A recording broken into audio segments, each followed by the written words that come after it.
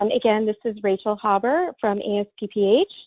Thank you all for joining today's grantee meeting. Joining me from ASPPH are Rita Kelleher and Patty Mack.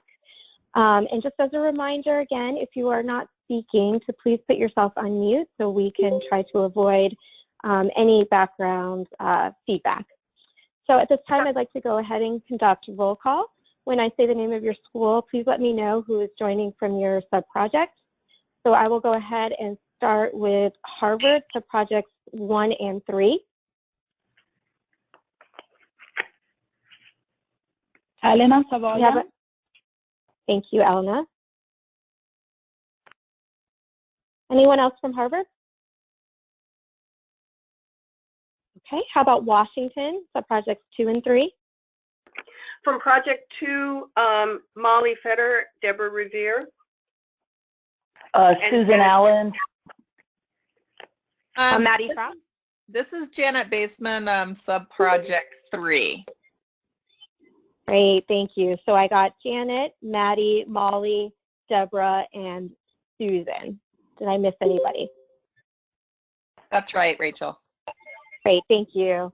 Okay, how about from Albany? Hi, it's Gus Burkhead.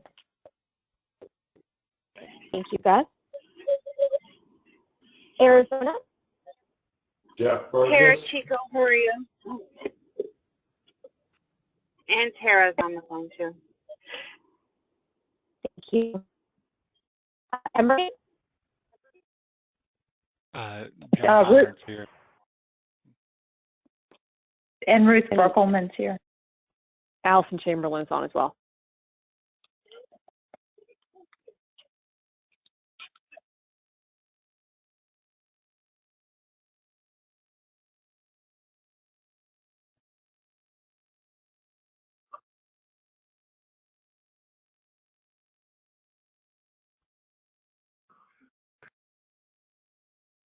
Rachel, are you still on the line?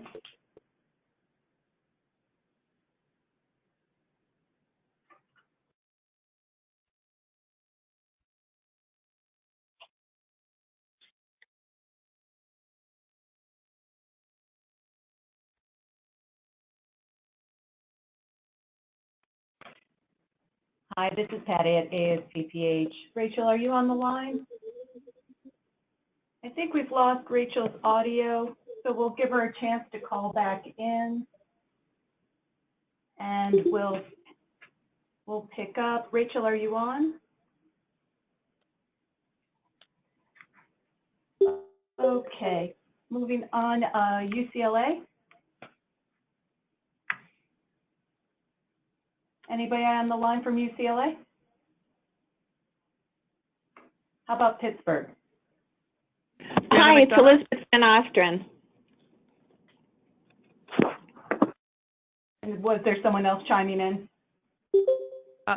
There are two of us, Brianna McDonough and Elizabeth hi, Van Brianna. Nostrand. Hi. Great. Hi, this is Rachel. Can you hear me? Now we can hear you, Rachel. That's so weird because I could hear you all, so I don't know what happened there, but thank you. It sounds like we just got through Pittsburgh on the roll call. Yes. Great, terrific. So is anyone on the line from UCLA? Okay. And who on the line do we have from CBC? Hi, this is Shaukat Kari. Hello, And hi. Linehut. And hi, this is Tracy Thomas. Great, thank you. And what about NORC? You have the whole NORC team here. Great, thanks, Mike. Terrific. Well, thank you all again for joining. Sorry about the weird audio issue, but hopefully it won't happen again. So we'll go ahead and get started. Actually, first up on the agenda, Mike, is your group for any updates.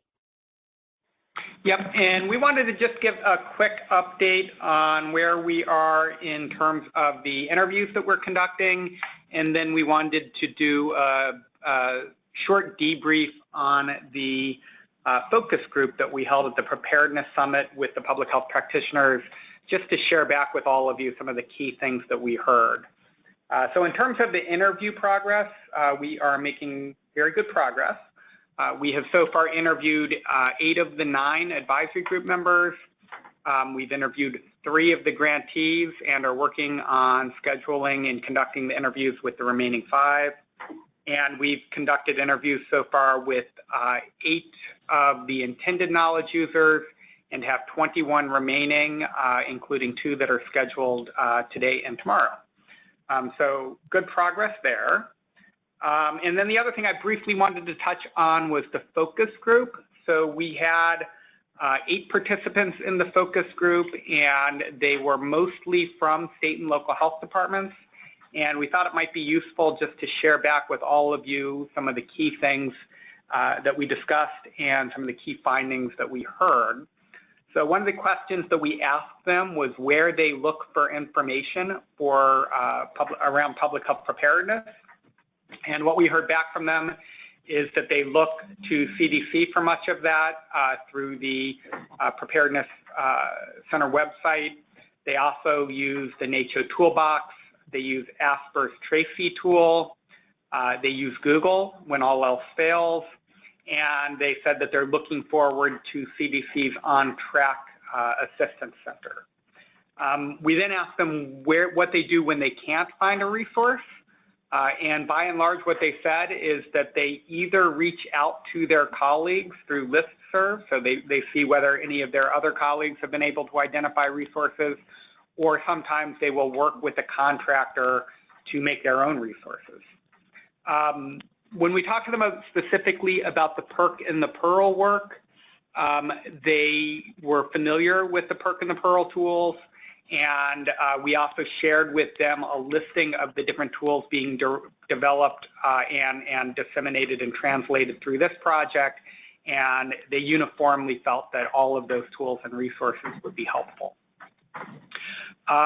Another discussion with them was around working with academia more generally, and I think we got kind of a mixed response to that. I think for the most part what they told us is that to do that effectively, to work with academia effectively, they have to have relationships in place, and not all of them had those relationships in place, particularly if they were in a jurisdiction where there wasn't in close proximity an academic institution. They also talked about working with interns, and they said that frequently when they work with academia, they are the placement site for interns, and they felt that was something of a mixed bag. They were always happy to provide the learning opportunity and mentorship to the students, but they noted that sometimes it's as much work as they get back out of the students because they're having to orient them and train them to the work at hand. We asked about barriers to accessing resources, and the key barrier that they discussed, and I thought this was a very interesting discussion, they basically said that knowing where to look. We don't know what we don't know, so if we don't know about a resource, we don't know where to look to find that resource.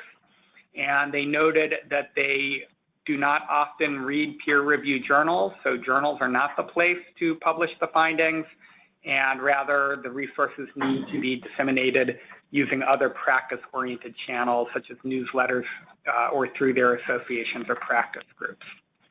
And then we also asked them, this was really the final part of the discussion, the suggestions that they had for making it easier to access and locate resources, and they felt that having tools that were organized by theft capability, having a user-friendly search tool, and then having places where they can share promising practices, either through learning communities or through conferences, would be the places that they felt would be most easy for them to access the resources. And then the one last thing we wanted to share, it was really an interesting discussion, an interesting point that was raised by one of the respondents that we thought was worthy of sharing with all of you. And what they basically said was that they felt that there were enough tools that were already out there and that we didn't need to be developing more tools, but rather what we lacked was evidence in terms of what works. And they felt that focusing efforts on research in the field of public health preparedness was really the key need moving forward so that we can identify which tools and resources are going to be most helpful rather than developing new tools and resources. And I think that's all we have. I'm happy to answer any questions that anyone might have.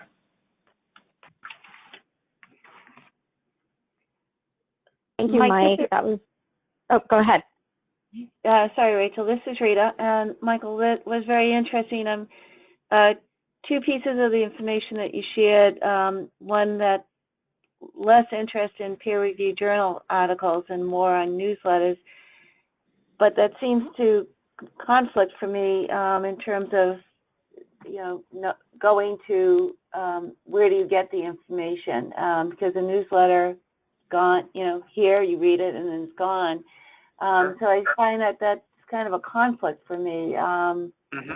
It seems like it's more just-in-time need for information. Is that your sense? Yeah, I think that is my sense, and we did hear a lot about just-in-time need. I mean, they said that really the best time to engage is when something's happening, that you need to have the relationships ahead of time, but it's during those events when you figure out exactly what the issues are and exactly what the needs are, and so having those just-in-time resources is really key. Okay, thank you. This is Susan. I would make the comment, though, that it's not totally inconsistent to say newsletters because they may not remember the gist of it, but since one of the points they made is that they don't know if things exist, so they don't go looking for them. A newsletter can at least raise awareness about something existing, even if they don't absorb the details of it, which then they can come back to and seek it out just in time.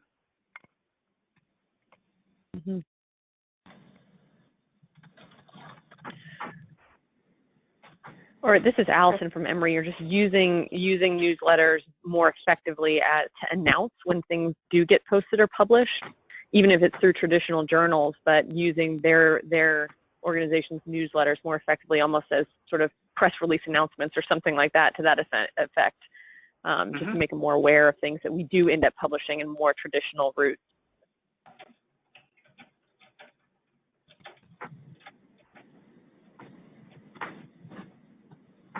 Terrific. Any other comments or thoughts?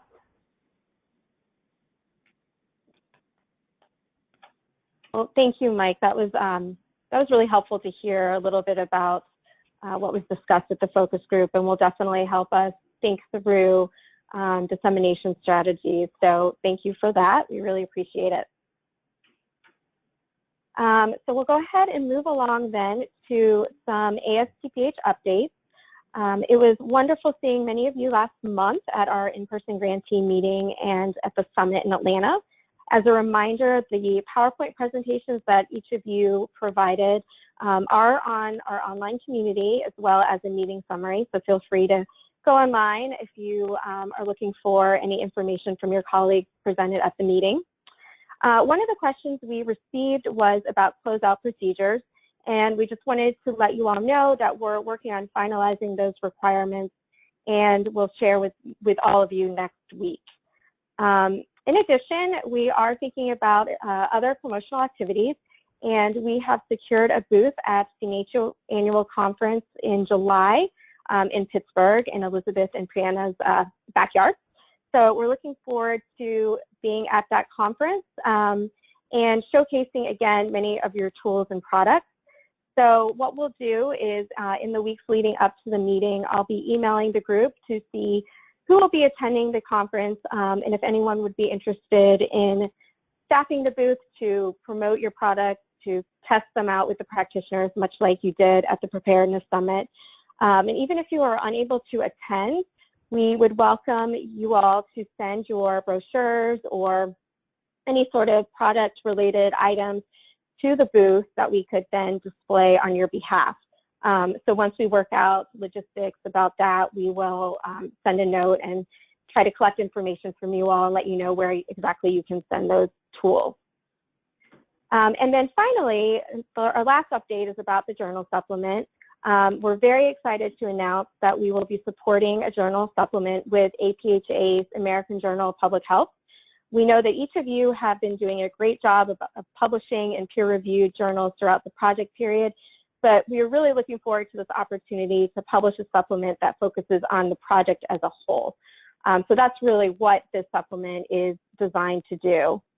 And as noted in the email last week, the supplement's theme is to document efforts to enhance translation and dissemination of research and training outcomes and products, as well as to describe efforts to translate the public health systems in workforce development research into practice-aligned areas described in the original IOM report, as well as the PALPA statute aims.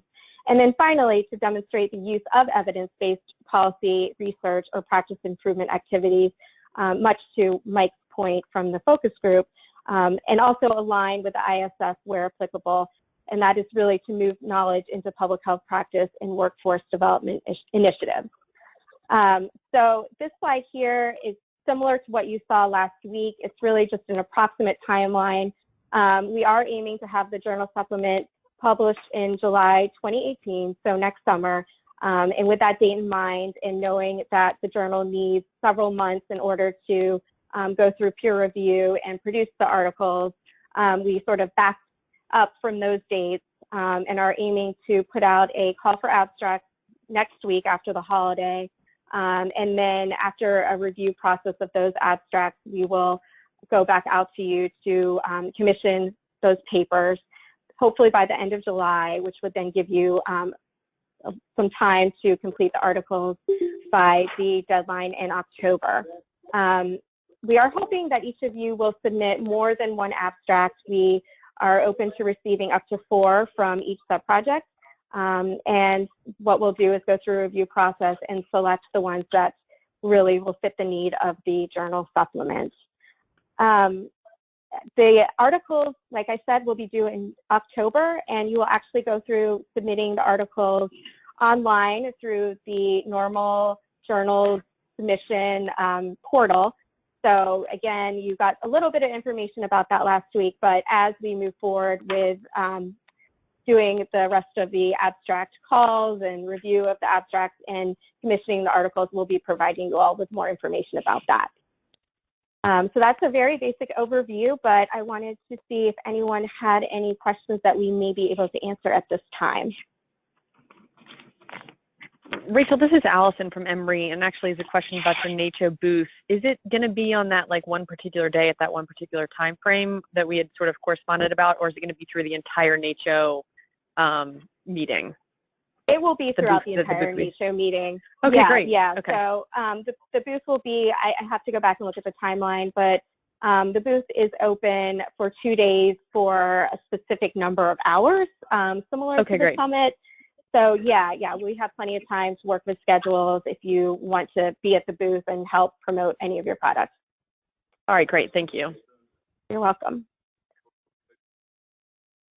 Any other questions about anything I covered?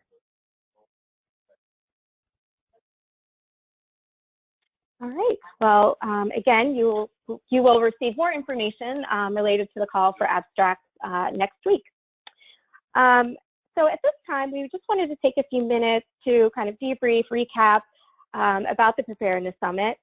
As you know, ASTPH sponsored a booth on behalf of the project, and it was really well attended. We had a lot of people stop by to learn more about the products. Several of the grantees were at the booth to talk to the practitioner, to test their products, and to answer any questions. So it was a great opportunity, and we're really excited to do something similar at NACCHO Annual. Also had a really good experience with the poster, had a lot of people come by.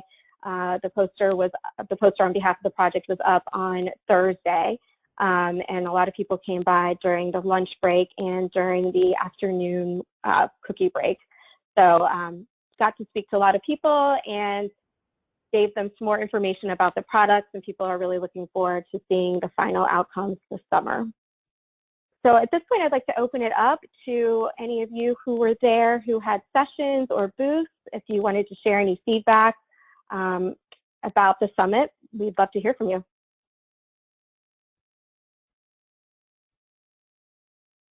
This is Helena from Harvard. We also were hosting a booth, and it was very, very well received. In about an hour, we were able to distribute about 200 copies of the inventory.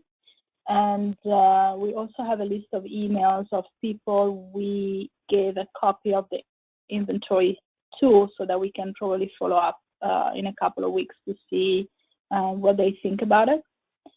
So I think, besides the poster presentations and the oral presentation that we also had with the CDC, I don't know if Mary's on the line, and UCLA, I think that the booth was really very useful to reach out to people. Great, thank you, Alana. Glad to hear that you're able to. Oh, go ahead. Go ahead. No, please. Oh, I was just going to say I was happy to hear that they were able to distribute so many copies of their tool, and we'll be following up with people. I think that's fantastic. Yeah, this is Brianna. I just wanted to echo the sentiment of the usefulness of having a booth. We had dozens and dozens of visitors at the ASPPH table, and it was just a really great opportunity to engage with attendees, and we did get to demonstrate Eli, which was fantastic, and we also got to distribute some materials, and it was a really nice opportunity to talk with people, so we were very happy to be able to participate in that. This is Allison from Emory. How did, this is actually for Brianna, how did the MRC people like Eli? What did they say in that session that you had for the MRC? Oh, do you mind if I answer that question? It's Elizabeth. Please, yeah. We presented, right before we presented to ASPPH to the MRC, and we had about 125 attendees at that session. And then we gave another session later in the day for the general public, as it were, of attendees. And we had about 80 or maybe a little more than 80 people at that presentation. And Brianna, jump in, but the tool could not have been better received. I don't believe. We had an incredible amount of engagement, lots of questions, lots of support. People actually came up to us when we were at lunch, telling us how the tool was really helping to change their lives in terms of their volunteer participation. So it was, I don't think it could have gone any better. What do you think, Brianna? I absolutely echo that sentiment. And one really cool thing that happened is we had solicited for volunteers to test drive Eli before we went live to the public. And we got to meet some of the people who volunteered to test drive Eli for us. So we had only ever spoken with them via email, and they participated in these feedback sessions. And in the MRC presentation, I asked, is anyone here one of our testers? And several people raised their hands, and that was really cool to meet people. And they were some of our biggest fans, and they gave us some shout outs from the audience. So it was just such a phenomenal opportunity, and it really kind of brought everything full circle. And another really good takeaway, because we elicited feedback from them in addition to just kind of saying, here's our tool, here's how to use it. And one of the takeaways we had was we currently on Eli, we have a very short video, which I think I showed to you all in Atlanta. We have a short video, it's 6 minutes long, and basically here's where you click here, click here, click here.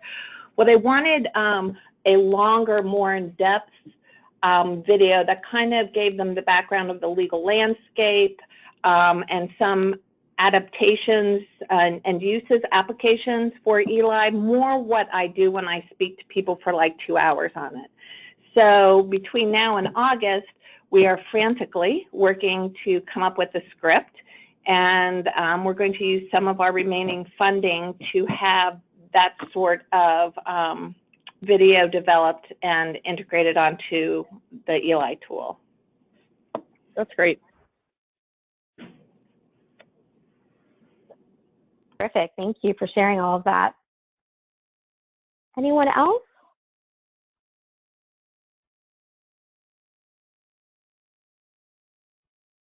All right. Well, then we have some time left. If anyone has any updates they'd like to share or questions, we have some time. So I'll open up the line for anyone for any questions. This is Ruth Berkelman from Emory, and I'm just wondering, what is the funding situation like for this after August? Have you heard anything? I know someone from Shukat is on the line. Hi, this is Shaukat. Can you hear me? Yes. Yes. For FY17 funding, OPHBR senior leadership approved a portfolio of projects that they are seeking to fund. However, final decisions have not been made yet. Projects for which proposals have been solicited and that are under review include a continuation of work presently funded to our School of Public Health, a proposal from a major nonprofit research organization is also under review this time. Unfortunately, we don't have any additional info to share with you this time. So stay tuned. Okay, thank you.